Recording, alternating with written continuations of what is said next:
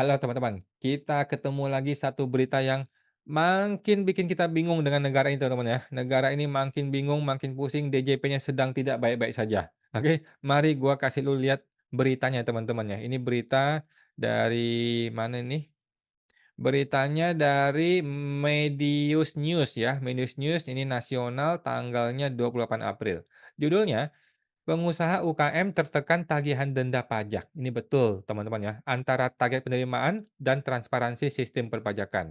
Jadi antara target dengan transparansi bertolak belakang ya. Nanti kita lihat bagaimana ceritanya. Wih, Pak Direktur ya, lagi naik moge, luar biasa senyumnya. Aduh. Kekhawatiran pengusaha skala usaha kecil menengah ya meningkat berkaitan tagihan denda atau sanksi administrasi perpajakan atas kesalahan administrasi masa lalu ya. Jadi orang tuh salahnya kemarin-kemarin, berapa tahun yang lalu, tapi sekarang baru kena dendanya ya. Fenomena ini marak terjadi di mana KPP diduga menerbitkan STP atau SKP atau SP2DK ya. SKP ini bukan SP2DK ya. Surat pemberitahuan tentang pajak atau SKP ya untuk mencapai target penerimaan pajak. Ya memang betul ya. Jadi DJP itu selain dia, menerima penerimaan pajak seperti biasa, dia juga melakukan upaya aktif seperti menagih, STP atau SKP atau hasil pemeriksaan ya. Dia periksa orang kemudian dia paksain berapa pajak mesti dibayar gitu ya. Tapi ini oknum teman-teman ya. Itu pun di Wakanda kayaknya. Tindakan ini diduga dipicu oleh target pendapatan yang telah ditetapkan pemerintah, yang menjadi dasar bonus tahunan pegawai KPP sesuai Peraturan Menteri Keuangan 211/2017. Iya, jadi pejabat pajak atau AR atau Kanwil dan sebagainya itu ditarget pajaknya. Kalau pajaknya dapat, lu dapat bonus. Kalau nggak dapat capai target, lu nggak dapat bonus. Ya cilakalah warga masyarakatnya kalau digituin, ya. Pejabat dapat duit kalau dia, mendapat penerimaan negara, bukan dengan bekerja profesional, tetapi dengan duit. Ukurannya itu duit, bukan kinerja, bukan profesionalisme kerja gitu loh, ukurannya itu duit. Berarti kan dia akan menggunakan segala cara untuk dapatin duit, kan gitu? Kalau nggak dapat duit, nggak ada kinerja, nggak ada, tunjangan. Kalau dapat duit, tunjangan dapat. Waduh, matilah warga masyarakat digituin. Kita baca lagi. Situasi ini menekan pengusaha UMKM yang minim pengetahuan pajak, terutama dalam prosedur administrasi yang rumit. Betul ya, teman-teman ya. Jadi kalau satu kata yang boleh diucapkan untuk pajak Indonesia, rumit. Oke, rumit, ribet, rumit. Oke. Inilah yang bikin konsultan pajak kayak gue ini kaya raya. Gue nggak kaya sih, tapi orang-orang banyak yang kaya. Banyak konsultan yang kaya. Gara-gara apa? Gara-gara prosedurnya rumit, rumit ya teman-teman ya. Jadi gara-gara prosedur yang rumit menyebabkan banyak orang salah. Banyak orang tuh salah bikin laporan pajak. Gara-gara dia salah bikin laporan pajak, kenalah denda pajak. Muncullah tagihan-tagihan pajak yang aneh-aneh, yang besar nilainya, sehingga orang sampai nggak sanggup bayar. Itu nih masalahnya nih. Waduh. Meskipun upaya ini mungkin dimasukkan sebagai pembelajaran, pengusaha kecil menengah terus dikejar denda administrasi pajak. Memang gila. Mereka yang kurang akses edukasi pajak dari DJP ya, harus menanggung beban tagihan yang berat yang selanjutnya akan diberikan kepada pegawai pajak dengan gaji fantastis. Betul, teman-teman ya. PT Arion, PT Arion. Malang, Malang. Kasus PT Arion di Malang ya, melawan DJP menjadi sorotan. PT Arion menggugat DJP dengan 15 berkas sengketa, luar biasa. Menuding DJP melakukan penyelewengan wewenang dan melanggar prosedur, luar biasa.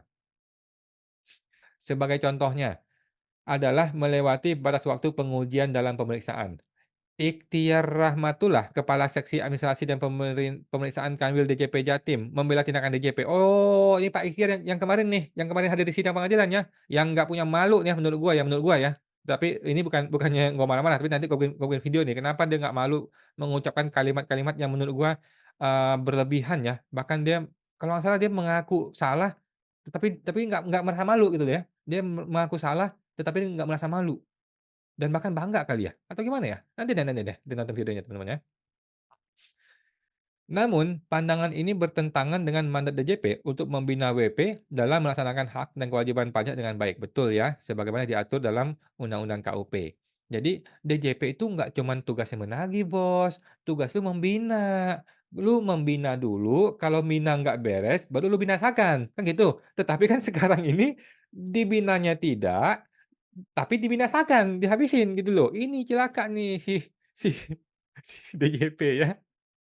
Ahli hukum dari Universitas Shahid, Bapak Alessandro Drei, dalam keahliannya ya, jadi dia sebagai keterangan ahli bukan saksi di sidang, menyoroti penanggungan penggunaan pasal favorit, pasal 36 ayat 1 huruf D Undang-Undang KUP oleh DJP. Jadi menurut dia, pasal itu seolah-olah menjadi pasal favorit oleh DJP ya.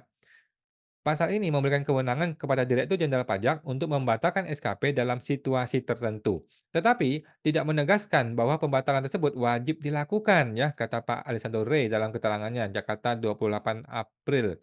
Oh, bukan 28 April. Kemarin ya tanggal berapa tuh dia?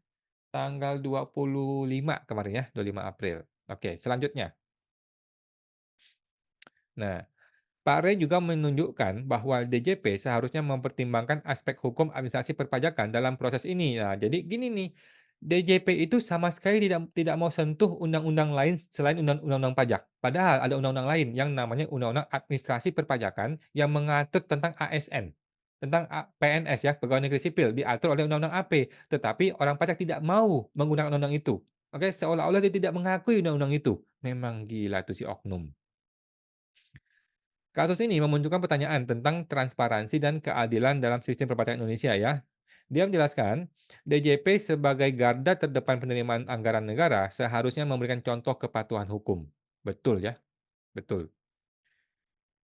Penegakan hukum yang adil akan menjamin kepercayaan masyarakat terhadap sistem perpajakan yang berkeadilan dan transparan katanya. Betul ya, betul.